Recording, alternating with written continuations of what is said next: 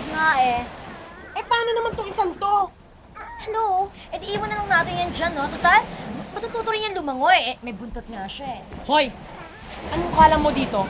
Sap-sap? Ha? Ang lawak-lawak kaya ng dagat. Alam ko na! Eh, kung ilagay natin sa aquarium. Dami bang goldfish? Tumigil nga kayo. Basta, kailangan makahanap tayo ng kahalagyan ng batang to. Okay, let's go! Okay. Hoy! And where do you think you're going, mga traidor? Prinsesa Arwana, balak po namin kasing isoli na lang to kay Prinsesa Oceana. Yeah! Niloloko niyo ako? Hoy! Akin na yung batang yan! Halika, kumawa tayo para akas mo tayo magsilaw. Kulo ko!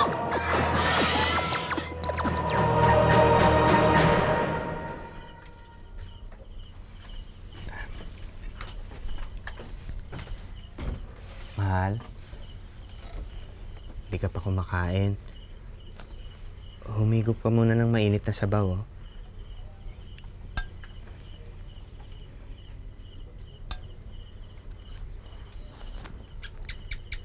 O sana, may awa ang Diyos. Ibabalik niya ang dalawa pa natin mga anak. At isa pa, malapit na tayong makaahon sa kahirapan. Naaalala mo ba yung huling habilin sa akin ni Lola? Yung ibinulong niya sa akin bago siya... Yung pumasok siyang nakakandila tapos sabi mo, ah! Sabi ko, bakit? Kasi nakatalikod ako pagharap. Yun ang magpapayaman sa atin. Kaya sige na, kumain ka muna. Masarap ito. Ako nagluto. Sinigang na maya-maya.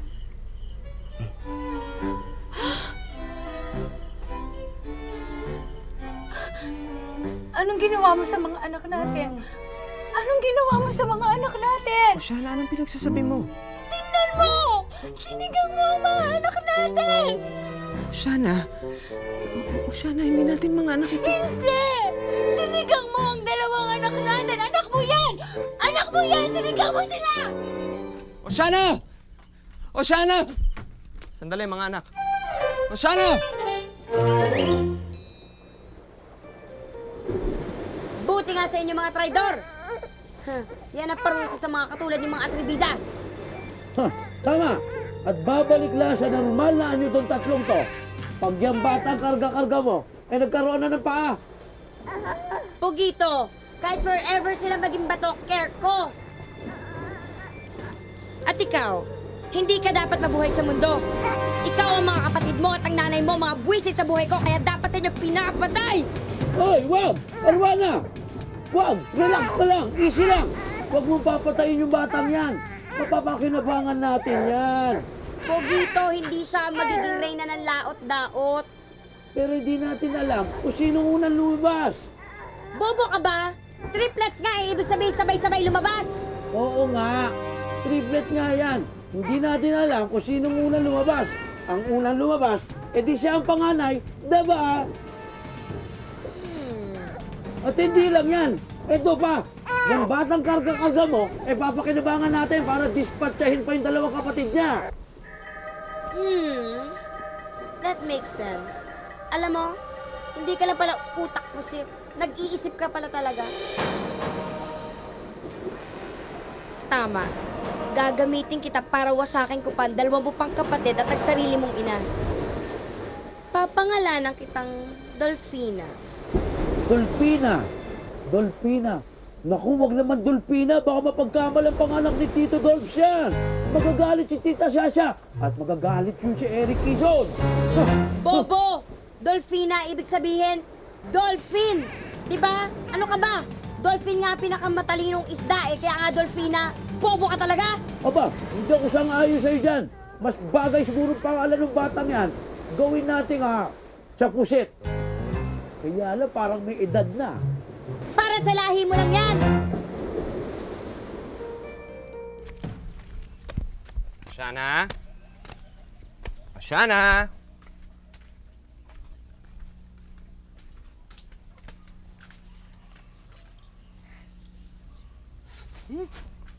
Saan ang nanay mo? Ha? Shana? O, Shana?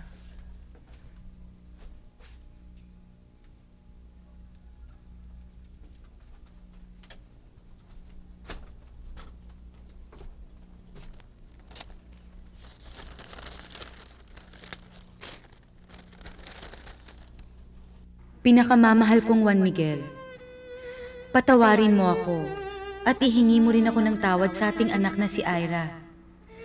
Hindi ako matatahimik hanggat hindi ko nakikita ang ating dalawa pang anak. Sukdulang ikutin kong lahat ng karagatan mula Pilipinas hanggang Hawaii, hanggang Mexico, kahit hanggang Estados Unidos.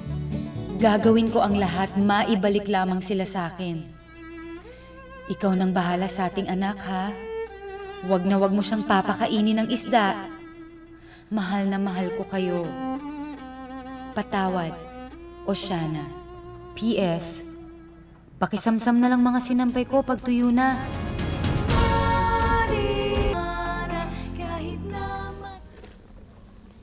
Nanay! Uy, anak! Mano po? Kama ka ng Diyos, anak. Halika, maupo ka dito. Kaya lang, bakit napunta ka dito? Mamaya makita ka ni Mrs. Arcangel eh. Eh, Nay, wala naman pong nakakita sa akin eh. Sigurado ka? Opo.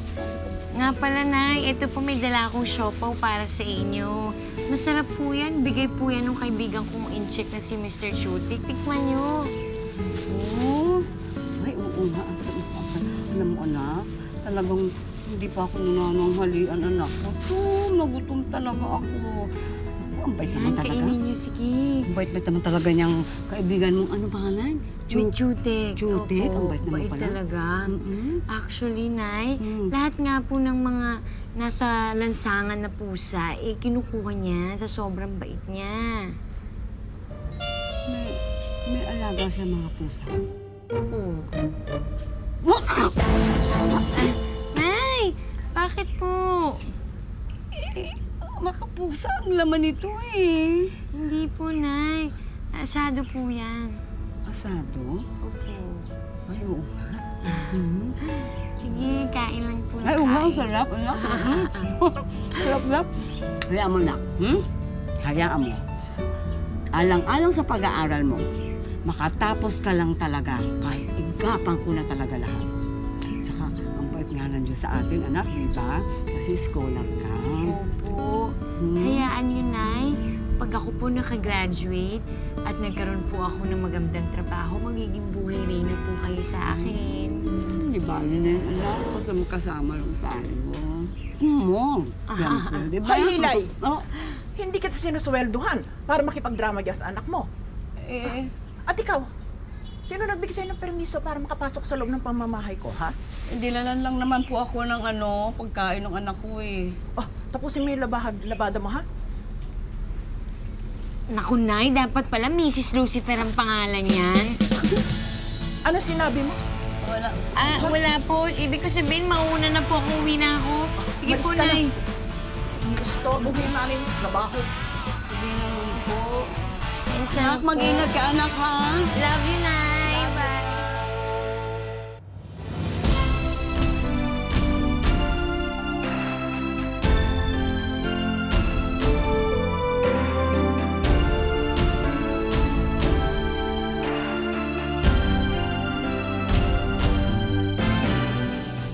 Dolphina! Dolphina! Dolphina! Dolphina! Mamalo!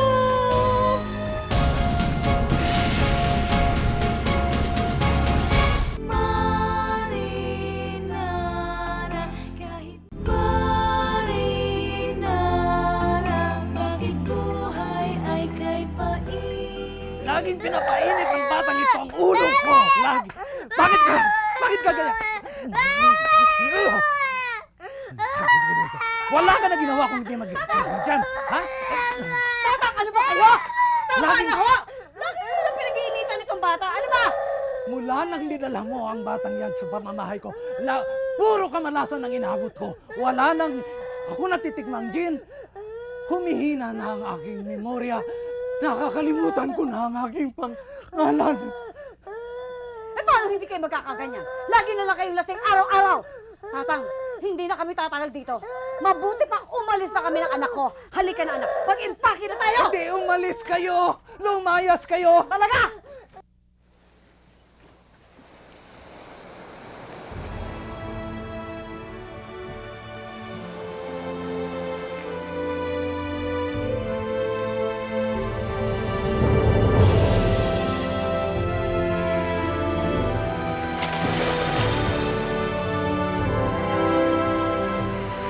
Papa, paano po makukuha ni Mama yan? Bahala na, anak. Pag hindi niya nakuha yan, dahil nakabalik na siya sa laot-daot. Saan po yung laot-daot? Malayo, anak. Malayong malayo. Hindi natin kayang marating.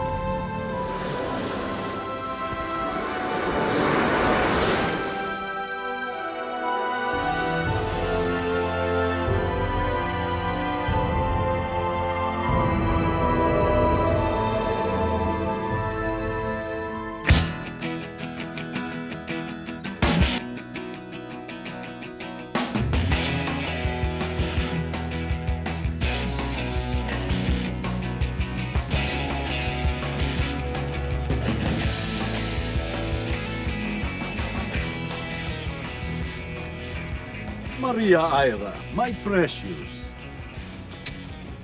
Papa! How many times will I tell you ba not to call me like that? Just call me Ira. Sorry, Iha. Ira. Pa, I'm so bored na. Huh?